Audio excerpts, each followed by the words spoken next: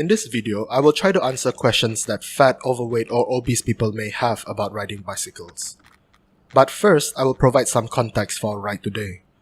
I am currently riding on a recently completed pathway designed for cyclists and joggers on a riverbank opposite Kampong Ayer, Brunei's most well-known landmark. Kampong Ayer translates to water village and has been in existence since the 1500s. It is home to some 13,000 people and is a self-sustaining community. Dubbed Venice of the East, Kampong Ayer houses its own schools, mosques, shops, museums, and refueling stations. Now on to the topic at hand. Can someone as heavy as me ride a bicycle safely? The simple answer here is yes. I currently weigh over 130 kilos, that's over 285 pounds. I am happy to say that all the bikes that I have ridden and owned have all performed well without any complications. This gives me reason to believe that most bikes from any reputable brands should be able to carry heavier riders. My first bike is an entry-level bike. It is a folding bike from Raleigh. I bought it for around US $200 from the local bicycle shop. It has 20-inch wheels and is made from aluminium. I have put in close to 1,000 kilometers on it already and it is still holding up well. The conditions I ride on are similar to the road that you currently see in the video. I also ride a pink-colored aluminium road bicycle from Java. I bought it for around $400 US. It has 25 by 700C tires. I was initially skeptical on how it would handle my weight, but all my concerns were put to rest after my first ride with my cycling group. We put in about 50 kilometers on my first ride and the bike handled it like a champ. I've owned the road bike for about 3 months now and put in about 500 kilometers. I'm happy to report that the bike rides as well as the first day I got it. There are some things heavier people will need to know about riding bicycles though. The first of this has to do with comfort. The saddle is very important as it is one of the main contact points of the rider.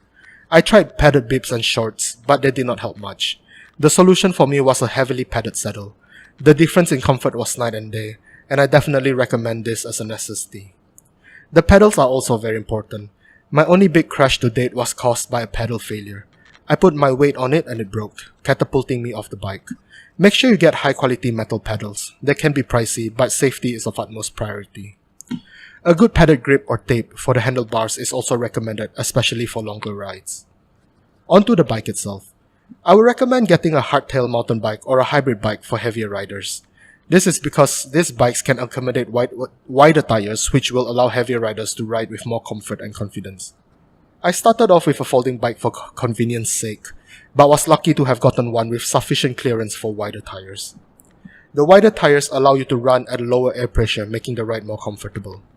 A rider of 100 kilograms will need to have about 100 psi of air pressure in a 23 width tire, compared to only 80 psi in a 25 width tire.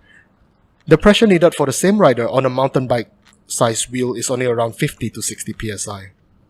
The lower the pressure, the more comfortable the rider is, especially when traversing over rougher terrain.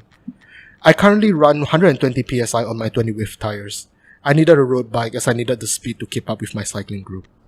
If I was given a chance to redo my bicycle choice, I probably would have gone for a gravel bike, which is equipped with road bicycle gearing, but can still accommodate wider tires.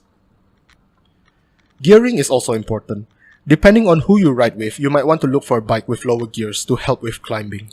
Road bikes are geared aggressively for speed, but even the smallest hill becomes a tough challenge. If you are riding in an area with many hills, I will definitely suggest a bicycle with lower gears. If you need speed like me, then you will have to settle for a bicycle with higher gearing. Now onto the things you do not need. You do not need a bicycle with suspension. It might make the ride more comfortable, but you do not need it unless you ride off-road.